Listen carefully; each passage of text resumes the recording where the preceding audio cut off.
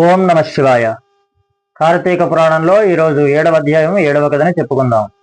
కార్తీక మాసంలో శివకేశవులని ఆరాధించడం వలన విశేషమైన ఫలితములు లభిస్తాయి అని జనక మహారాజుతో వశిష్ఠ మహర్షి చెప్పాడు. ఈ మాసంలో విష్ణువును కమలాలతో జాజి పూలతో పూజించాలి.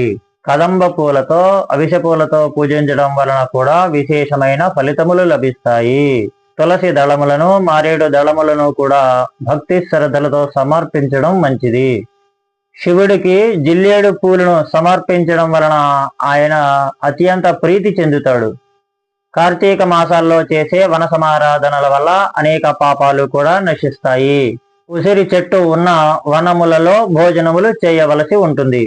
ఉసిరి చెట్టు ఉన్న వనాల్లో బ్రాహ్మణుడితో కలిసి భోజనం చేయడం వలన పాపాలన్నీ కూడా పటాపంచలవుతాయి. అనేక దోషాలు కూడా తొలగిపోతాయి. కార్తీక మాసంలో చాలా మంది ఉపవాసాలు చేస్తూ ఉంటారు. అట్లాంటి వారికి ఫలములను దానం చేయడం వలన వచ్చే పుణ్యం మాటల్లో చెప్పలేనిది. అందువలన ఈ మాసంలో ఎవరి శక్తి కొలది వాళ్ళు ఫలములను కూడా దానం చేయవచ్చు. ఇలా కార్తీక మాసం యొక్క విశిష్టతను గురించి వశిష్ఠ మహర్షి జనక మహారాజుకు చెబుతూ ఉంటే జనక మహారాజు ఒక సందేహం వ్యక్తం చేస్తాడు. ఓ మహర్షి, మహాపాపాలు చేసేవారు వాటి నుండి బయటపడడం చాలా కష్టమైన విషయం. జన్మ జన్మలు కూడా వారిని ఆ పాపాలు వెంటాడుతాయి. ఘోరమైన పాపాల నుండి నోములు, వ్రతములు, ఉపవాసములు, నదీ స్నానాలు ఎలా బయటపడవేయగలవు? సముద్రంలో పడిపోయిన వారిని గడ్డి పరక ఎలా కాపాడగలదు?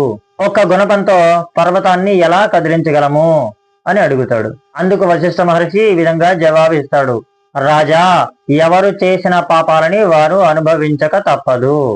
అయితే సత్యధర్మాలను ఆచరిస్తూ చేసే పుణ్యం వల్ల వచ్చే ఫలితం విశేషంగా ఉంటుంది. పుణ్య ప్రదేశాలలో చేసే పూజలు విశేషమైన ఫలితములను అందిస్తాయి. అప్పటి వరకు ఉన్న పాపాలన్నీ కూడా నశిస్తాయి. చిన్న నిప్పు కణిక వేల కట్టెలను దహించడం లేదా? అలాగే ఎన్నో పాపాలు నశించడానికి భగవంతుడికి ప్రీతిగా ఒక చిన్న పుణ్య కార్యం చేస్తే సరిపోతుంది అని చెప్పాడు.